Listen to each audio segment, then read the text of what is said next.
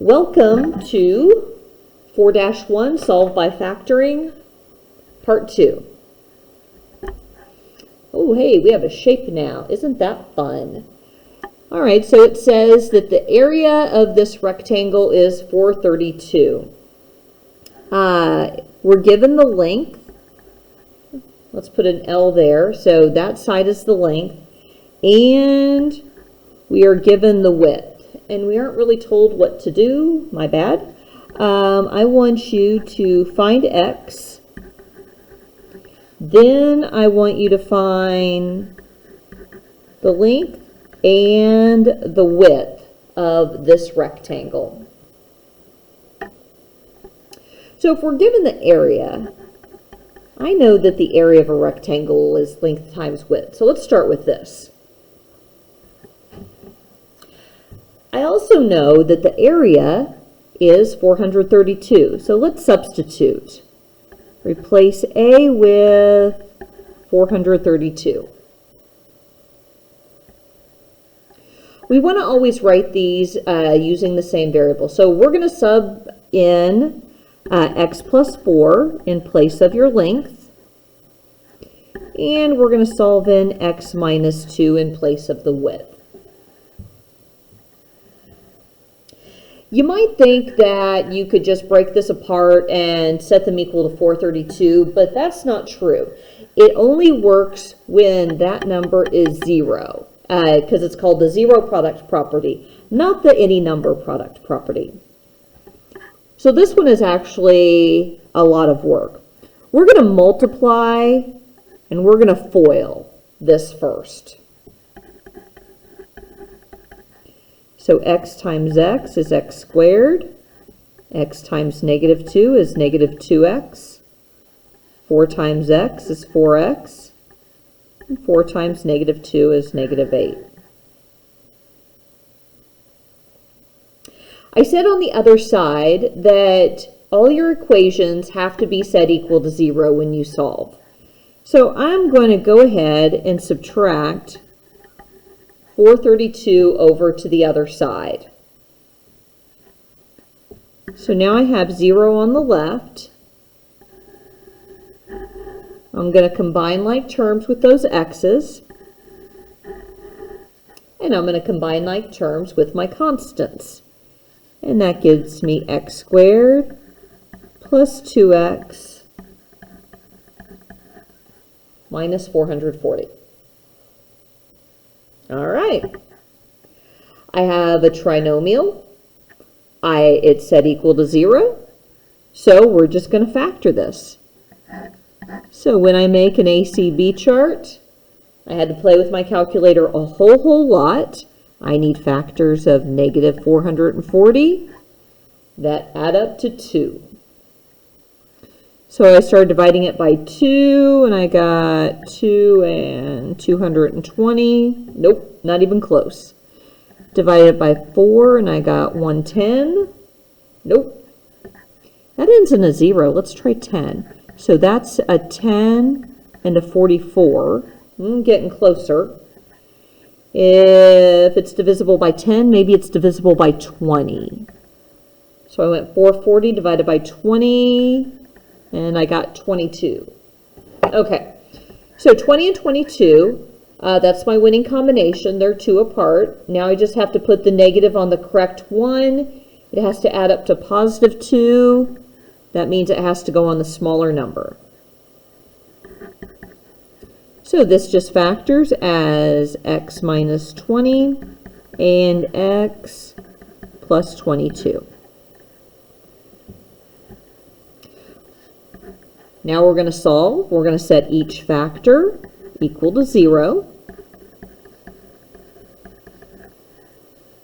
So send the 20 to the other side, x equals 20. Send the 22 to the other side, and x equals negative 22. In real-world type problems, you have to be careful when you get 2 answers, because when you plug it in, length is never ever a negative number. You can't pull out your ruler and get a length of negative 56. So could x be 20? Yep, that would be a 24, and that would be an 18. So 20 is a good answer. Could x be negative 22? Oh, no, that would add up to a negative number, and that would also add up to a negative number. So on these kinds of problems, you have to plug it in and look and see, and then most of the time you have to eliminate one of the answers. All right, so it said find x. Fine, x is 20. Now find the length and width. So the length is x plus 4. So 20 plus 4 is 24 inches. The width is x minus 2. So 20 minus 2 is 18 inches. And then if you wanted to double check yourself, 24 times 18 is in fact 432.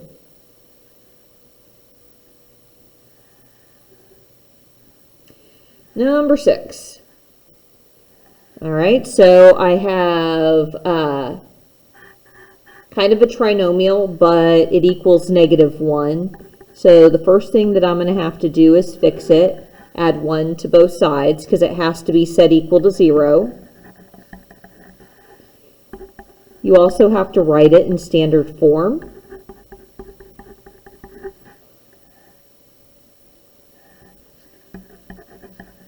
So now I'm going to factor this. So a is 15, so I'm going to use my divide and slide method. So I'm going to, when I slide it to the back, I'm multiplying it. So 15 times 1 is 15. So now I have x squared minus 8x plus 15 equals 0.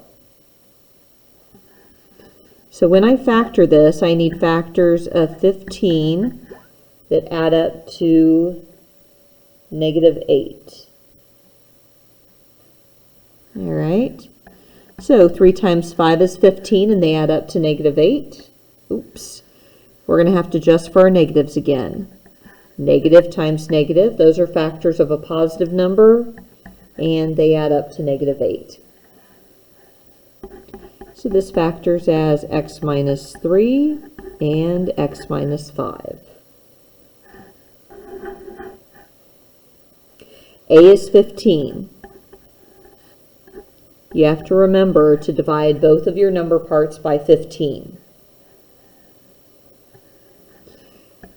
We're going to have to reduce, simplify these fractions. So 3 goes into 15 5 times, so that becomes, that reduces to x minus 1/5. And 5 goes into 15 3 times, so that becomes x minus 1/3.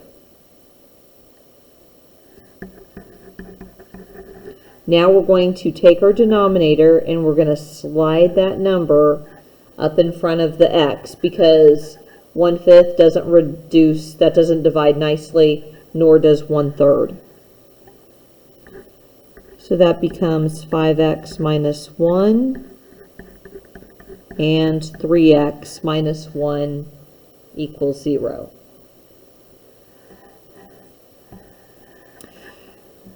Once you have your factors set equal to 0, now you have to solve. And I'm going to have to rewrite this as 5x minus 1 equals 0 and 3x minus 1 equals 0. So now I have to do algebra and solve for x. So I'm going to add 1 to both sides. Get 5x equals 1. Divide both sides by 5, and x equals 1/5. Add your 1 over to the other side. 3x equals 1. Divide. And x equals 1/3.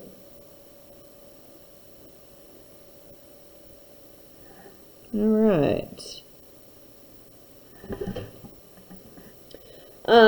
Number 7, I mean. Let's see how we're doing on time. Doing pretty good. All right, so we have another slide and divide, and I like this one because I think we finally have two different signs going on.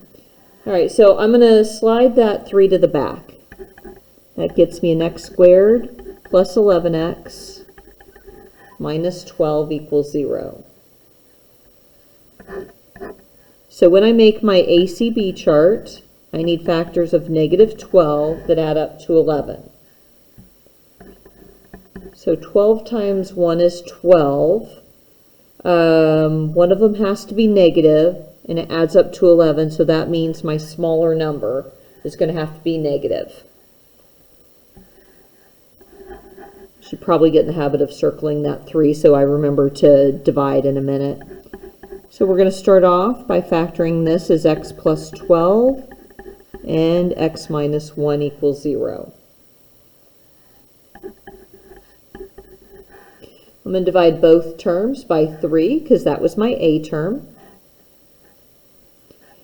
12 divided by 3 is 4, so if it divides, then finish dividing it. 1 divided by 3, and if it doesn't divide, then it slides up and that becomes 3x minus 1. Once you have it in factor form, you're going to split it apart and write your two equations. So I have x plus 4 equals 0 and 3x minus 1 equals 0. Subtract your 4 to the other side. X equals negative 4. Add the 1 to the other side. 3x equals 1. Divided by 3. And x equals 1/3. So from factor form to answers, a couple things to notice here. When you just have an x and a plus or minus number, so from factor form to answer, you had a sign change. And this answer is just the opposite of that. On your other one, if you have a number in front of x, this kind of a factor, that gets you fraction answers. So be mindful that if there's a number in front of your variable, that should end up as the denominator over here. I had a minus in my factor form and a positive answer. So from factor form to answer, there's always a sign change.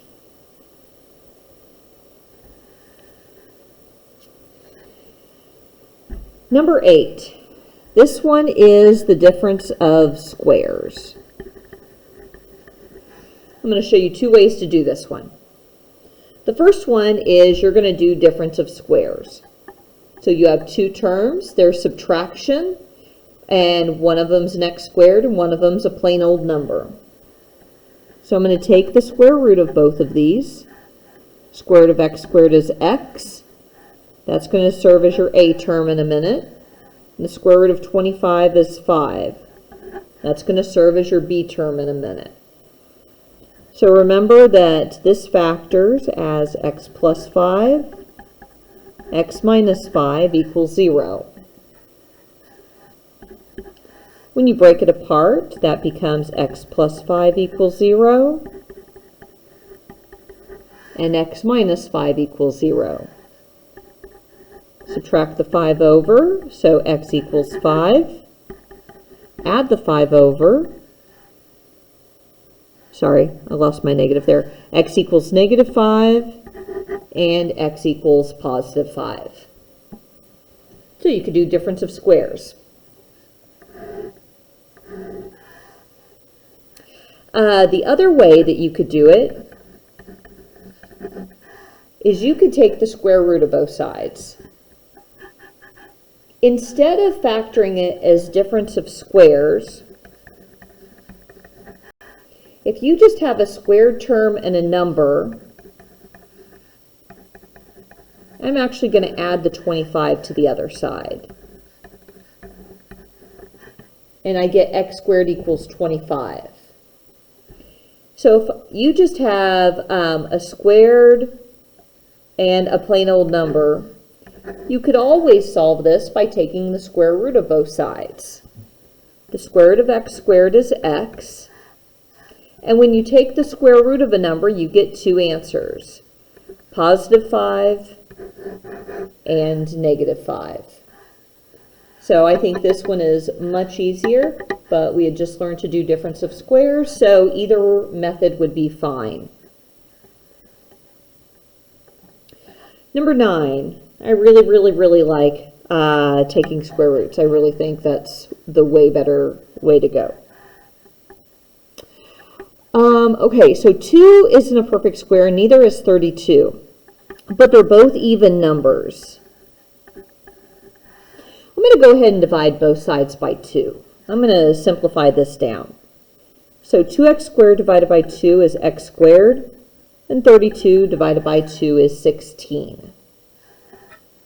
Oh, this is pretty easy. Now I'm just going to take the square root of both sides, and the square root of 16 is positive or negative 4.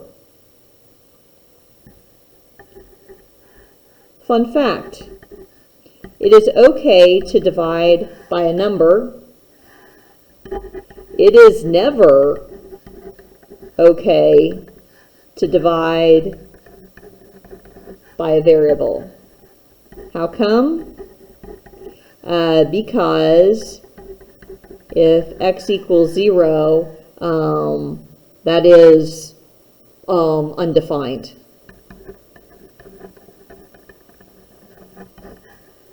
So that's why we never divide both sides by a variable, because x is probably one of your answers and x is undefined.